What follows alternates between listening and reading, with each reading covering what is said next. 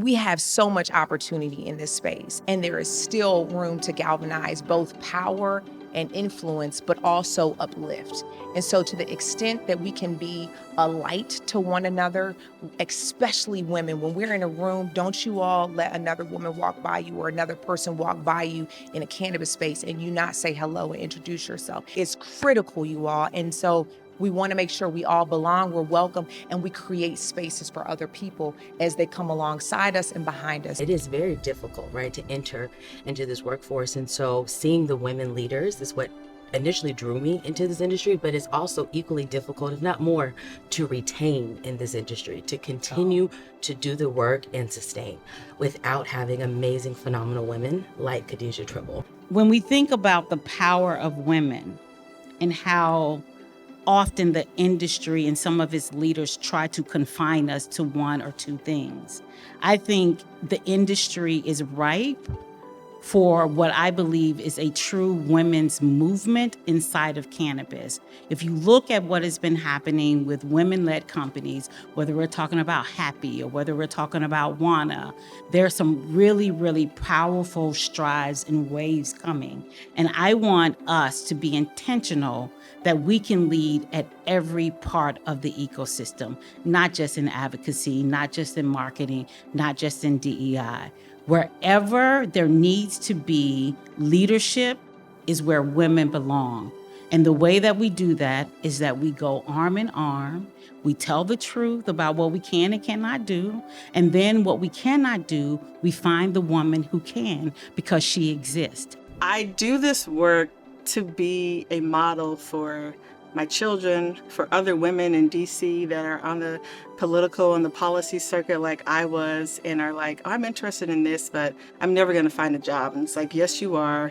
Take a chance on yourself, which I did. And I'm so glad that I did because it's been paying off for me. My name has a lot of meaning to it. But one thing she said to me is that she named me Hope for her.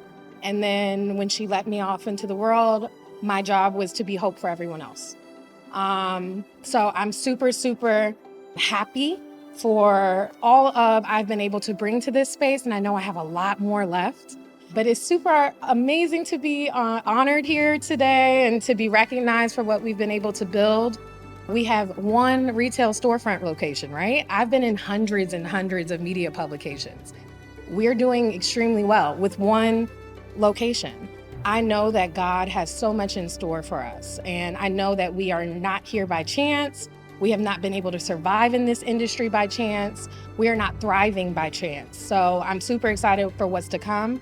I hope everybody in this room, and I'm sure everybody in this room is going to be a part of that journey too. It's such a huge community and love and the unity that you feel when you see another female in a dispensary or vibing with the J or talking about their favorite edible or their favorite experience with the cannabis experiences.